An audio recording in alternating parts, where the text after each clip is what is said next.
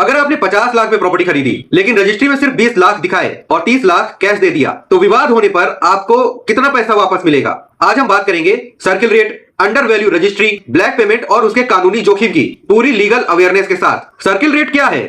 Circle rate वह न्यूनतम मूल्य है जो राज्य सरकार तय करती है जिस पर रजिस्ट्री और स्टैंप ड्यूटी लगेगी। यदि आप उससे कम मूल्य पर रजिस्ट्री करते हैं तो रजिस्ट्रार विभाग सर्किल रेट के मूल्य पर स्टैंप ड्यूटी वसूलेगा। कानूनी रूप से रजिस्ट्री में जो राशि लिखी जाती है वही ऑफिशियल कंसिडरेशन अमाउंट मानी जाती है। असली समस्या कहाँ आती है? मान लीजिए असली डील 50 लाख की थी, रजिस्ट्री में दिखाया गया 20 लाख, 30 लाख कैश में दे दिया यानी ब्लैक में दे दिया। अब अगर विवाद हो जाए यानी डील कैंसिल हो जाए, धोखाधड़ी हो जाए, संपत्ति में लीगल समस्या निकल आए या कोर्ट में केस चला जाए तो कोर्ट के सामने कौन सा अमाउंट वैध होगा? कोर्ट के सामने रजिस्ट्री में लिखा केवल 20 लाख रुपए ही वैध होगा। ऐसा क्यों? क्योंकि भारतीय साक्ष्य अधिनियम इंडियन एविडेंस एक्ट के अनुसार लिखित दस्तावेज सर्वोच्च साक्ष्य माना जाता है। कैश पेमेंट का यदि कोई वैध रिकॉर्ड नहीं है तो उसे साबित करना लगभग असंभव है। इसकी कानूनी स्थिति क्या है? इसमें सबसे पहले कानूनी स्थिति सिविल वाद की आती है जिसमें अगर खरीदार रजिस्ट्री को निरस्त कराता है या सौदा रद्द होता है तो विक्रेता सामान्यतः वही राशि लौटाने के लिए उत्तरदायी होगा जो दस्तावेज में दर्ज है। कैश में दिया गया पैसा अनडॉक्यूमेंटेड ट्रांजैक्शन माना जाएगा। कोर्ट अवैध या टैक्स चोरी वाले भुगतान की सुरक्षा नहीं करता। दूसरा,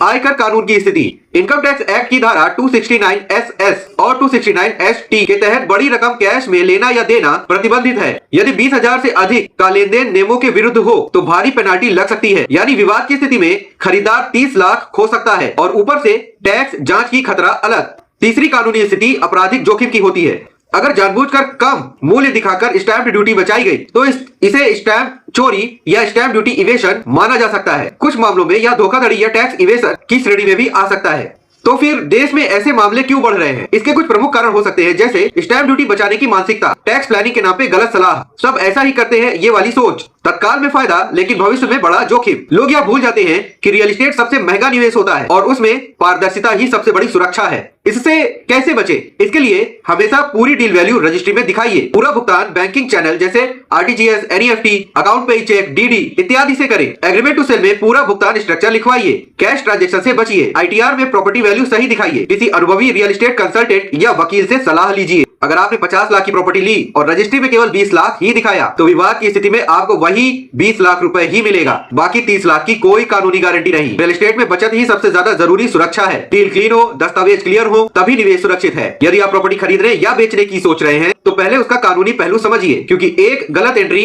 लाखों का नुकसान करा सकती है। आज की वीडियो में सिर्फ इतना ही। वीडियो अगर अच्छा लगा हो तो इसे लाइक करिए और चैनल को सब्सक्राइब करिए। वीडियो से जुड़ी कोई भी सलाह या सुझाव हो तो उसे नीचे कमेंट बॉक्स में जरूर पूछा करिए। धन्यवाद।